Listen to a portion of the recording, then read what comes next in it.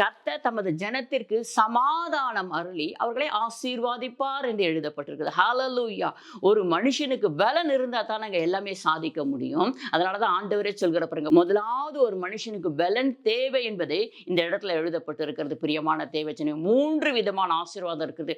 உலகத்துல வாழ்கிற அத்தனை பேருக்குமே ஆசீர்வாதமும் வேணும், பலனும் வேணும், சமாதானமும் வேணும்.